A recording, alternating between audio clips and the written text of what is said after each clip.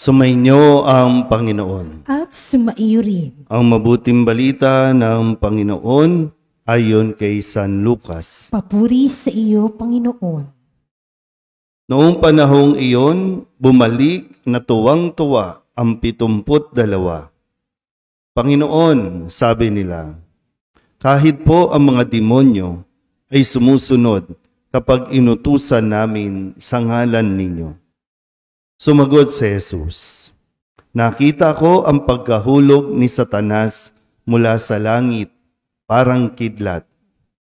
Binigyan ko kayo ng kapangyarihang tumapak sa mga ahas at mga alakdan at yumurak sa kapangyarihan ng kaaway. Walang makapipinsala sa inyo. Gayunman, magalak kayo, hindi dahil sa suko sa inyo ang masasamang espiritu, kundi dahil sa nakatala sa langit ang pangalan ninyo. Nang oras ding iyon, si Jesus ay napuspos ng galak ng Espiritu Santo at sinabi niya, pinasasalamatan kita, Ama, Panginoon ng langit at lupa, sapagkat inilihim mo sa marurunong at pantas ang mga bagay na ito at inihayag mo sa mga taong ang kaloobay tulad ng sa bata. Oo, Ama, sapagkat gayon ang ikinalulugod mo. Ibinigay sa akin ng aking Ama ang lahat ng bagay. Walang nakakakilala sa anak, kundi ang Ama, at walang nakakakilala sa Ama, kundi ang anak, at yaong marapating pagpahayagan ng anak.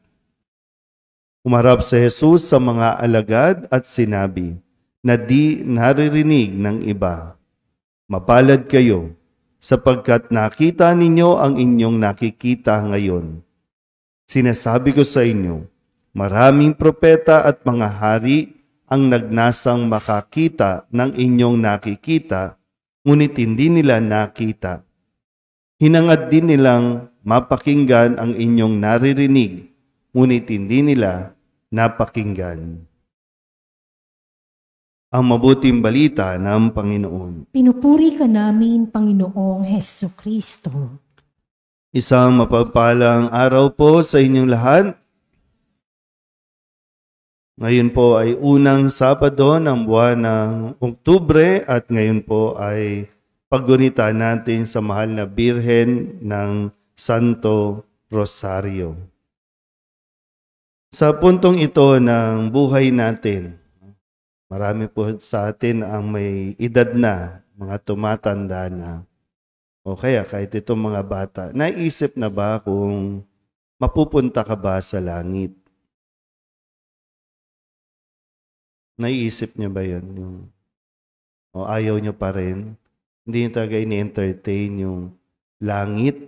Kahit na naririnig natin sa Ebanghelyo, sa mga misa, ang paalala sa tao na mayroon tayong kalalagyan.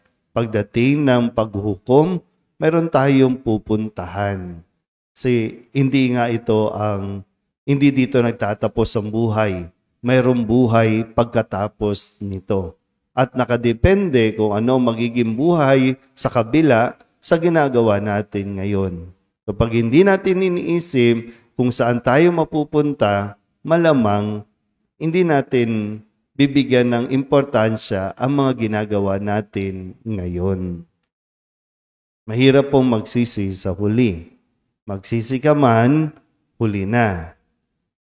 Kaya tingnan po natin na dahil ang tanging hangad ng Diyos ay ang tayo po ay makabalik sa langit.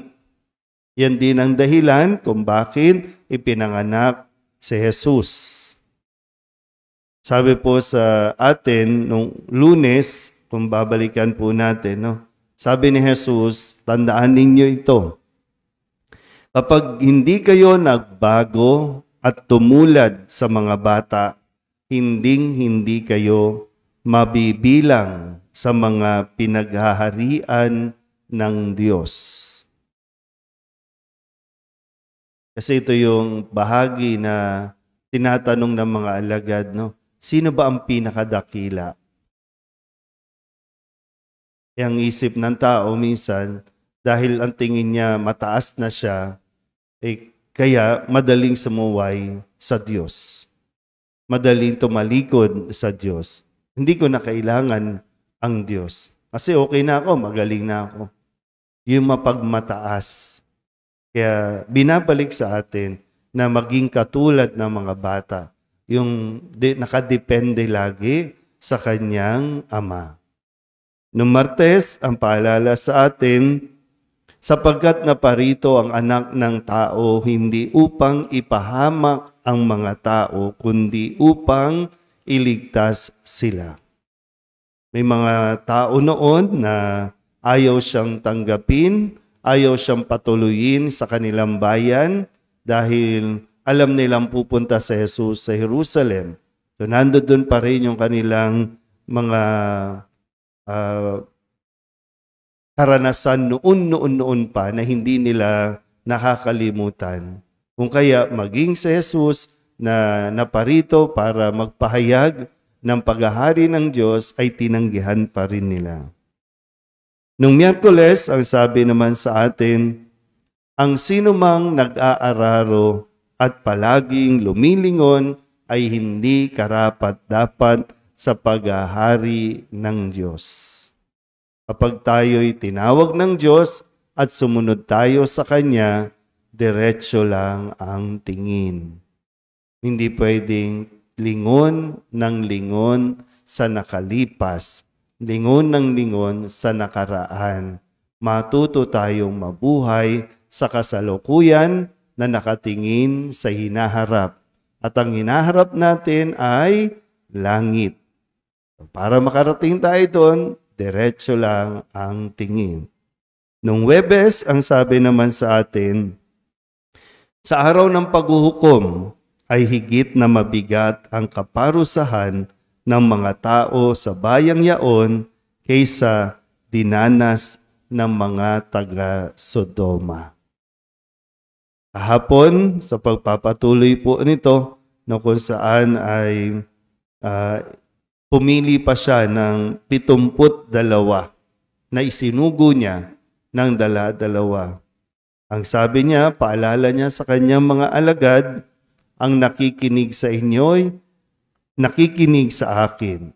At ang nagtatakwil sa inyo'y nagtatakwil sa akin, at ang nagtatakwil sa akin ay nagtatakwil sa nagsugo sa akin.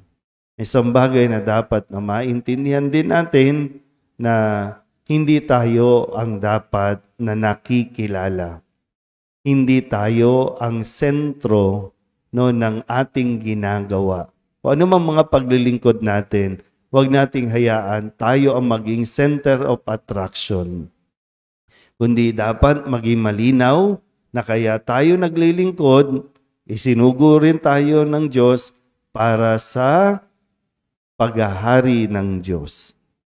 Kaya kung tanggihan ka nila o i-reject ka nila, huwag magdadamdam. Hindi pwedeng balat sibuyas kasi hindi mo kawalan. Kawalan nila kapag tinanggihan nila ang pagpapahayag mo sa kanila ng mabuting balita. Ngayon, matapos ang misyon ng mga alagad, sabi nga po, nagbabalik sila at tuwang-tuwa sa kanilang mga karanasan. Talaga na-amaze sila sa mga nangyari dahil sa pangalan mo, sabi nila, dahil sa pangalan mo, nakakapagpalayas kami ng masasamang espiritu, nakakapagpagaling kami ng mga may sakit. Parang ang galing, ang saya lang. At natuwa din naman si Jesus. Sabi niya, nakita ko ang pagbagsak ni Satanas, parang kidlat. Pero sabi ni Kristo, magalak kayo.